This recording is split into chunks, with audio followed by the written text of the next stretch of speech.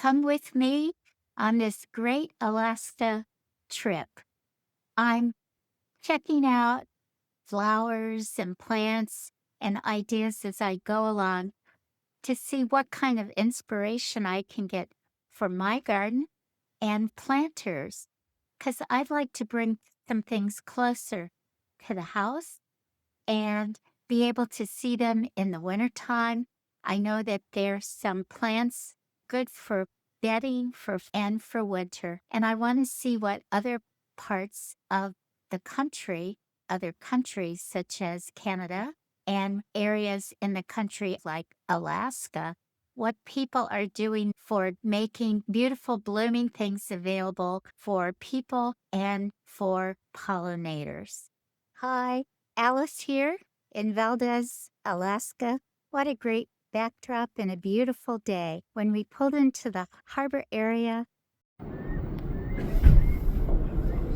some fog rolled in. We didn't know if we were going to be able to enjoy the city, but it's been a lovely afternoon. A nice introduction. The park that's dedicated to a long-term resident who's been instrumental in beautification of the area. Tilly Wonder Plaza. Simple planting and a beautiful evergreen tree. Just lovely. On one of the main streets, a very simple planter, but effective. Dusty Miller in the front, dianthus, snapdragons, coreopsis, and it repeats on the other side. It is also a pollinator attractor. What I'm seeing are flies at this time of year that are busy. And this is a huge sweep. So there are pinkish snapdragons. In the middle, yellow snapdragons, but the pink seem to be outperforming the yellow. It's a wide sweep that goes all the way around. And what's nice is in the front, this is a place that you can sit and enjoy the sunshine. It has native symbols, seals, whale, different animals.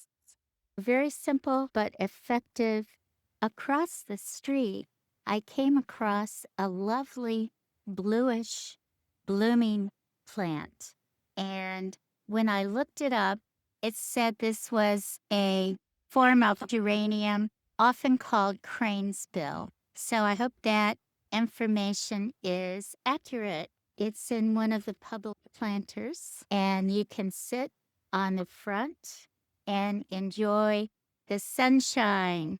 I'm thoroughly enjoying discovering new plants that I've never seen before.